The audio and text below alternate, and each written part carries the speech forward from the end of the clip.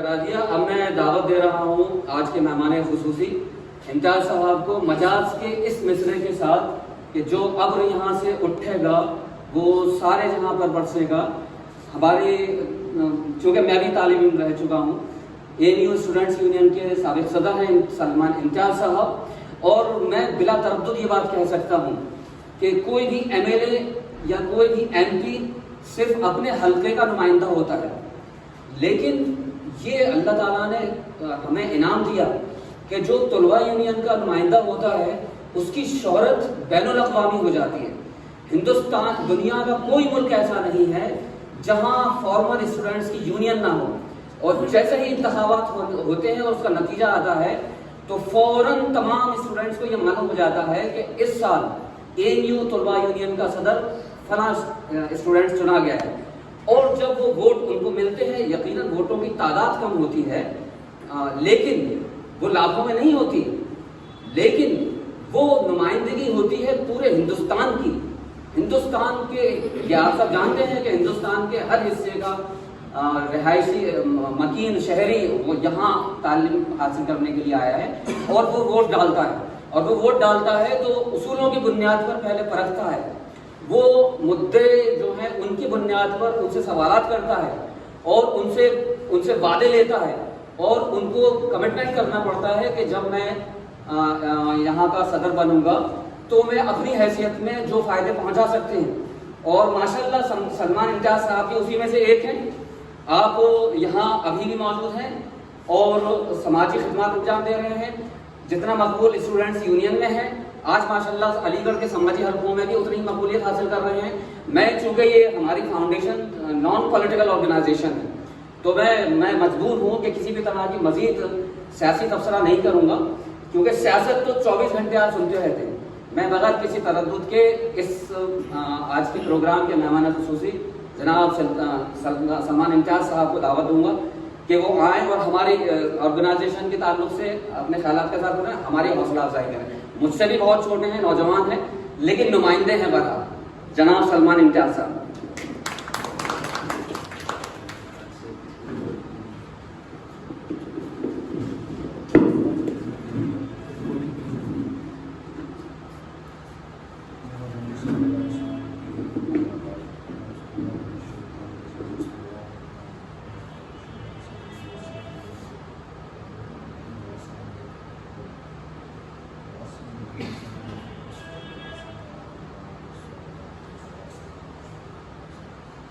السلام علیکم ورحمۃ اللہ وبرکاتہ. سب سے پہلے آپ سبھی لوگوں کا تہہ دل سے شکریہ, کیونکہ میرے خیال سے یہاں سارے لوگ کافی سینئر بیٹھے ہوئے ہیں اور مہمان خصوصی مجھے بنانا مجھے بڑا عجیب لگ رہا ہے. تو سبھی لوگوں کا تہہ دل سے شکریہ, خاص طور سے انسانیت فاؤنڈیشن کا جس نے مجھے اس لائق سمجھا اور یہاں اس پروگرام میں ایز اے گیسٹ شرکت کرنے کا موقع دیا. سب سے پہلے میں انسانیت فاؤنڈیشن کی چیزوں پہ نظر ڈالنا چاہوں گا. 4 سال آج میں رہا سلطان صاحب سے 4 سال فاؤنڈیشن کو ہو چکے. چونکہ میرا تعلق ہے وہ ڈپارٹمنٹ آف سوشل ورک سے, میں وہاں PhD کر رہا ہوں, تو اکثر ہم لوگ سوشل ورک کو کئی سارے پرسپیکٹو میں دیکھتے ہیں, کیونکہ ہمارا دین کے اندر پورا سوشل ورک ہے. اگر ہم دیکھیں چاہے وہ پروفیشنل سوشل ورک ہو یا والنٹیئر سوشل ورک ہو, پورا سوشل ورک. لیکن اس وقت اس دنیا کے اعتبار سے اور خاص طور سے علی گڑھ میں میرے خیال سے 74 یا 75 NGO چل رہے ہیں, اتنا میرے علم میں. یہ ہمارے ڈپارٹمنٹ میں زیادہ تر لوگ کلاسیشن کے لیے آتے ہیں, لیکن افسوس کی بات یہ ہے جو میں دیکھ پاتا ہوں کہ زیادہ تر سوسائٹیز اور NGOز چیریٹیبل ورک ہے, اور چیریٹیبل ورک سے آپ صرف اور صرف ایک وقتی طور کی کسی کی پریشانی کو دور کر سکتے ہیں. اگر آپ سوچیں کسی کو سیلف ریلائنٹ بنانا ہے, اس کو پیروں پہ کھڑا کرنا ہے, تو وہ آپ شاید نہیں کرتے. لیکن چونکہ انسانیت فاؤنڈیشن کے کام میں نے دیکھے, اکثر آپ سلطان صاحب سے میری بات ہوتی رہتی ہے, تو یہ دیگر مسئلے مسائلوں پہ ہمیشہ یہ ایکٹیو رہتے ہیں اور یہ سوچ اور یہ فکر ان کے اندر موجود رہتی ہے کیسے ہم لوگوں کو ان کے پیروں پہ. اب یہ دیکھیے ایک فکر ہی ہے کہ گلک پروجیکٹ آپ لوگوں کے سامنے ہے, किस तरीके से जो आज कल मतलब सेहतमंद लोग भीख मांग रहे हैं कि बहुत ही ज़्यादा मतलब मुनासिब नहीं है, और हम लोग देते भी हैं ये सोच के कि भाई अल्लाह के नाम पर मांग रहा है, भाई अल्लाह की रज़ा के लिए हम दे रहे हैं, ऐसा नहीं हम नहीं देते। हर इंसान हर एतबार से 1 रुपया 10 रुपये जो होता है वो देता है। लेकिन ये एक बहुत अच्छी मुहिम है गुल्लक प्रोजेक्ट जो इंशाल्लाह जल्दी लॉन्च होगा। तो मेरा सबसे अहम जो मुझे ख़ास चीज़ इस फाउंडेशन की पसंद है वो है सेंटर्स। इंसानियत फाउंडेशन जिस तरीके से मस्जिद को सेंटर बना के काम कर रहे हैं वो बेहद काबिल तारीफ है, क्योंकि आज की तारीख में बहुत माजरत के साथ पहले मैं ये बात करूँ, हो सकता है किसी को ये बात नागवार हो जाए, लेकिन चूँकि मैं चीज़ महसूस कर रहा हूँ कि हमने आज अपनी मसाजिद को सिर्फ़ और सिर्फ नमाज पढ़ने की एक जगह बना दी, जबकि आज से 1400 साल पहले रसूल पाक मोहम्मद सल्लल्लाहु अलैहि वसल्लम के वक्त में मस्जिद सेंटर होती थी तरबिया के, जंग की मसले मसाइल डिस्कस करने के लिए, फैसलों के लिए, दीगर मसलों के लिए। लेकिन आज हमने सिर्फ और सिर्फ मस्जिद को एक नमाज पढ़ने की जगह बना दिया। इसमें गलत नहीं है, लेकिन क्योंकि हमारे पास वो सेंटर मौजूद है मस्जिद की शक्ल में, जिसके लिए हमें कहीं और जाने की ज़रूरत नहीं। हमें अपनी मस्जिदों को एम्पावर करना है। एम्पावर से मुराद ये है कि सबका एक इन्वॉल्वमेंट, पूरे समाज का इन्वॉल्वमेंट होना चाहिए। और मेरे ख्याल से जो फैसले जो मीटिंग मस्जिद में होती है, भले ही इंसान कितना ही मक्कार क्यों ना, लेकिन जब वो मस्जिद में जाता है तो थोड़ा सा उसके अंदर एक अलग किस्म का किरदार उसके अंदर झलकता है। ये मैंने महसूस किया है, क्योंकि मैं भी ज़्यादातर अपने प्रोग्राम मस्जिद में ही करता हूँ। जैसे कि CA एनआरसी के टाइम में हमने एक वेकअप इंडिया के नाम से मुहिम चलाई थी, जिसमें हमने सारी मस्जिदों को कवर किया था, और जो प्रोग्राम्स होते थे वो मस्जिदों के ज़रिए ही होते थे। और आज भी कई सारे प्रोग्राम्स चल रहे हैं जो मस्जिदों के ज़रिए ही चल रहे हैं। कई सारे लोगों ने ऑब्जेक्शन भी किया कि भाई मस्जिद में क्यों, तो ये सब चीज़ें हमने बताई तो बहुत हद तक लोग मुतमईन हुए। चूँकि देखिए लोगों को पता नहीं है, और कह लीजिए कि हम कोशिश भी नहीं करते हैं कि उनको वाज़े करें क्या क्या चीज़ें हैं, क्योंकि इस्लाम एक इतना ब्रॉड मज़हब है, इसके बारे में अगर हम बात करने बैठे तो मेरे ख्याल से हमारा चलना फिरना, सोना बैठना उठना, हर चीज़ हमारा दीन इस्लाम कवर करता है, लेकिन हम उस चीज़ को वाज़े नहीं करते, क्योंकि हमें वाज़े करना चाहिए। और एक चीज़ जो वाटर कंजर्वेशन, वाटर हार्वेस्टिंग की बात राज सुल्तान साहब ने कही, ये वाकई में एक इनोवेटिव प्रोजेक्ट बन सकता है, और सिर्फ अलीगढ़ शहर में नहीं,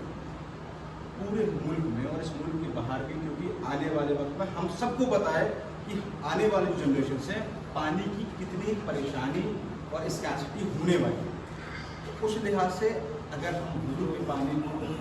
मतलब हार्वेस्टिंग के फॉर्म में लेते हैं तो एक बहुत ही बेहतर विजनरी, और मैं कहता हूँ कि हर समाज के लोग इसको अप्रिशिएट करेंगे। तो राज सुल्तान साहब को मैं मुबारकबाद देना चाहता हूँ, इनकी टीम को मुबारकबाद देना चाहता हूँ कि ये जो आपका प्रोजेक्ट है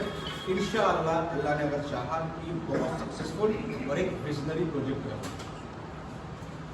इसके अलावा चंद बातें मैं और करूँगा, क्योंकि ऐसी गैदरिंग मौजूद लोगों की कमी मुझे मिल पाती है, तो आज ये मौका मिला है तो मैं इंशाल्लाह आपका वक्त भी लूँगा और ज़ाया नहीं जाने दूँगा। तो अभी एक बात मेरे सामने आई थी कि हम लोगों से कहते नहीं हैं कि हमें पैसे दें या हम ये काम करें, तो खुद काम करते हैं और लोग आते हैं। तो ये सोच मेरी भी थी कि यार किसी के पास पैसे लेने जाओ तो क्या सोचें। फिर हमारे उस्ताद ने और दीगर लोगों ने मशवरा किया, तो ये बात समझ में आई कि हमें जाना चाहिए लोगों के पास। क्या होगा, वो ये कहेगा भाई नहीं है पैसा, या वो ये कहेगा कि भाई आपको हर रोज़ अदा करें,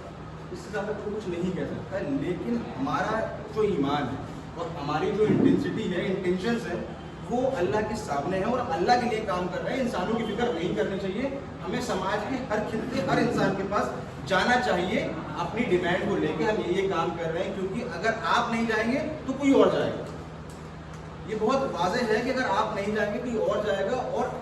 इस समाज में मैं किसी की नीयत पे शक नहीं कर रहा हूँ, लेकिन चूँकि प्रोफेशनल सोशल वर्क का स्टूडेंट कुछ नहीं है, बात कह रहा हूँ कि बहुत सारी दीगर तंजीमें ऐसी चल रही हैं जिनके बैंक बैलेंस हमसे ज़्यादा हैं और काम जीरो है। तो इस लिहाज से कोशिश ये करें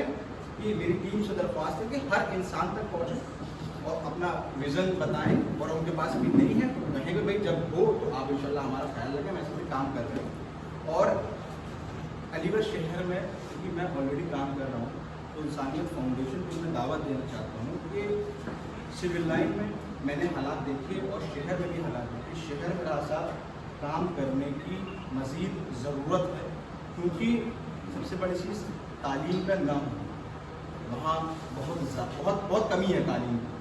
کیونکہ لوگوں کے پاس کھانے کو نہیں ہے تو تعلیم کو کہاں سے دینے کی سوچیں گے، 2 وقت بھی کھانے نہیں ہے، اور خاص طور سے جب سے لاک ڈاؤن ہوا ہے تو جو دیگر انڈسٹریز ہیں وہ اس کیپیسٹی سے کام نہیں کر رہی ہیں جس کیپیسٹی سے ان کو کام کرنا چاہیے۔ تو آپ لوگ شہر بھی تھوڑا سا دیکھیں، شہر کے اندر اس طرح سے کئی سارے لوگوں کا علاقہ ہے، شاہ جمال ہے، بھوجپورہ ہے، نیوری ہے، گونڈا روڈ ہے، بہت سارے علاقے آپ واقف ہوں گے وہاں سے، کیونکہ میرا کام اس طرح چل رہا ہے اس حساب سے میں آپ کو کہہ رہا ہوں، اور میں دعوت بھی ہر تنظیم کو دیتا ہوں، خاص طور سے انسانیت فاؤنڈیشن جو واقعی میں دین کو سامنے رکھتے ہوئے سوشل ورک کے جذبے سے کام کر رہی ہے۔ تو یہ میری درخواست ہے، زیادہ وقت نہیں لوں گا، چند باتیں 2 باتیں میں اور آپ سے کہوں گا۔ ایک تو ہماری چھوٹی سی اکیڈمی ہے، اس میں ہمارا کچھ ڈائمینشنس ہیں، اس ڈائمینشنس پہ میرے خیال سے ہر آرگنائزیشن کو، ایون ہر فیملی کو، ہر انڈیویجول کو اس ڈائمینشن پہ سوچنا چاہیے۔ آج سماج میں ہم بہترین امت ہیں، ہم خیر کی امت ہیں، اس کے باوجود ہمارے جو حالات ہیں شہر کے لیول پہ، اسٹیٹ کے لیول پہ، ملک کے لیول پہ، یا دیگر ورلڈ وائڈ جو ہمارے حالات ہیں، آپ دیکھیں کہ بہت ہی زیادہ پسماندگی کے حالات سے ہم گزر رہے ہیں۔ اب یہ حالات کیسے صحیح ہوں؟ کوئی تعلیم کے لیے کہتا ہے کہ بھائی تعلیم سے آپ صحیح کر سکتے ہیں، کوئی کہتا ہے کہ آپ روزگار سے صحیح کر سکتے ہیں، کوئی کہتا ہے آپ چیریٹیبل ورک کریے، کوئی کہتا ہے ہیلتھ کا انڈیکس اوپر جانا چاہیے، دیگر مسئلے مسائل ہم لوگ ذکر کرتے ہیں اور ان پہ کام بھی ہو رہا ہے۔ WHO بھی رپورٹ دیتا ہے، یونیسیف بھی رپورٹ دیتا ہے۔ خیر میرے نزدیک کی ساری تنظیمیں، میں ان کو تنظیمیں نہیں مانتا جتنی بھی WHO، یونیسیف، یہ دیگر ان فساد کی جڑ میرے نزدیک۔ تو ہمیں کیا کرنا چاہیے؟ 5 ڈائمینشنس ہماری زندگی کے ہیں، اگر ان 5 ڈائمینشنس ہم اگر کام کر لیں تو میرے نزدیک اور ہمارے چند لوگ ہیں ان کے نزدیک ہمارے سماج سے، خاص طور سے مسلم سماج کا جو ایک ریپرزنٹیشن ہو رہا ہے، جو غلط ریپرزنٹیشن، چند روز پہلے رمضان سے کچھ روز پہلے ایک غیر مسلمان ہماری جو اکیڈمی ہے جس کے وہ تربیہ پہ کام کر رہی ہے، تو اس کا نام تو میں ذکر نہیں لوں گا، لیکن یونیورسٹی کے طالب علم ہے، وہ ہمارے پاس آیا اور اس کی خواہش تھی کہ وہ دین اسلام میں شامل ہونا چاہتا ہے۔ اب جب اس سے بات چیت ہوئی، بات چیت کا دور آگے بڑھا، دوسری سیٹنگ ہوئی تو اس سے پوچھا گیا کہ بھائی یہ بتائیے کہ آپ کے نزدیک جو لوگ ہیں، آپ کے نزدیک جو مسلمان ہیں، آپ ان کو کیسے دیکھیں؟ تو اس نے پہلے تو ہم سے معذرت کی اور پھر اس نے کہا کہ ایمان بھائی میں معذرت کے ساتھ کہتا ہوں کہ جو ہمارے چاروں طرف مسلمان ہیں، مجھے وہ قرآن جس مسلمان کی حقیقت بیان کرتا ہے، قرآن جس انسان کا تصور کرتا ہے، وہ میرے آس پاس مسلمان نہیں ہوئے۔ تو یہ اتنی شرمندگی کی بات ہمارے لیے تھی کہ جو کہ ابھی مطلب کہہ لیں اس کے دل میں وہ شمع جل چکی ہے، لیکن اس کے بعد وہ یہ بات کہہ رہا ہے جو ابھی شامل ہونے کی کگار تھی۔ تو یہ ہمارے لیے بہت شرمندگی کی بات ہے۔ تو 5 ڈائمینشن کی بات کر رہا تھا میں۔ سب سے پہلا، ہم لوگوں نے اپنی زندگی سے جس کے بارے میں قرآن کہتا ہے، ہم لوگ اکثر نماز پڑھتے ہیں، نماز کے حالات میں ہیں، کوئی تسبیح پڑھ رہا ہے، کوئی قرآن پڑھ رہا ہے، تو ہم کہتے ہیں یہ حالت عبادت میں، لیکن کوئی انسان بیٹھا ہوا ہے، وہ سوچ رہا ہے، ہم اس کو کہیں گے کہ یہ حالت عبادت میں نہیں، کیونکہ قرآن اس بات کا ذکر کرتا ہے کہ تم تدبر کرو، کیا تم غور و فکر نہیں کرتے؟ تو وہ تدبر سے یہ 5 ڈائمینشن نکل کے آیا، جس میں کہ پہلا ڈائمینشن یہ ہے کہ آپ کا اپنے آپ سے تعلق۔ کتنے لوگ ایسے ہیں جو کہ یہ بات سوچتے ہیں کہ اپنے بارے میں، مطلب اپنے بارے میں کہ ہمارے پاس آج کل ہم یہ کہتے ہیں ہمارے پاس ٹائم نہیں، ہم بہت بزی ہیں، تو یہ بھی ہمارے نزدیک غلط ہے۔ انسان کے پاس اس کے خود کے لیے وقت ہونا چاہیے جس میں وہ اپنے بارے میں سوچ سکے۔ جس دن ہمارا تعلق اپنے آپ سے بہتر ہو گیا تو اس دن یہ جان لیجیے کہ ہم سماج کو کچھ بہت بڑا دینے والے ہیں۔ دوسرا، ہمارے رب سے تعلق، नमाज तो हम सब पढ़ रहे हैं, लेकिन क्या वो इंटेंसिटी, क्या वो इंटेंशंस जो कि रसूलुल्लाह सल्लल्लाहु अलैहि वसल्लम ने, और इसकी कुरान ये बात कहता है कि हर जगह नमाज का जिक्र आता है, तो क्या वो ताल्लुक़ हमारा अल्लाह से, पहला ताल्लुक़ अपने आप से, दूसरा अपने रब से, तीसरा अपनी फैमिली से। हमारी फैमिली की क्या ज़रूरत है? आप लोग माशाल्लाह सब लोग सीनियर हैं, काफ़ी सीनियर हैं मुझसे, सब लोग सोचते होंगे सब लोग फैमिली के हेड हैं, लेकिन ये तीसरा डायमेंशन बहुत इंपॉर्टेंट है। जिस तरह से आज के टाइम में सब्सटेंस अब्यूज़, नशा बहुत आम हो रहा है, फैमिलीज टूट रही हैं, और मेरे नज़दीक अलीगढ़ शहर की अगर बात करूँ तो अलीगढ़ शहर में मुसलमानों की तलाक का रेट बहुत तेज़ी से बढ़ रहा है। हम काउंसलिंग पे काम करते हैं, इसलिए हमें पता है कि मुसलमानों की तलाक का रेट बहुत तेज़ी से बढ़ रहा है, नशा बहुत तेज़ी से बढ़ रहा है। तो कहीं ना कहीं ये शुरू के 3 डायमेंशन है, अपने आप से ताल्लुक़ नहीं, तो इंसान को नहीं पता कि मुझे क्या करना है, मेरे लिए क्या चीज़ फ़ायदेमंद है, क्या चीज़ नुकसान है। दूसरी चीज़, उसके रब से उसका ताल्लुक़ नहीं, बेहतर नहीं है, अल्लाह से बेहतर नहीं है, तो उसको पता ही नहीं है कि भाई ये चीज़ मेरे लिए मना है। तीसरा, फैमिली सिस्टम आज इंडिविजुअलिज्म पे बेस्ड है, पहले नहीं।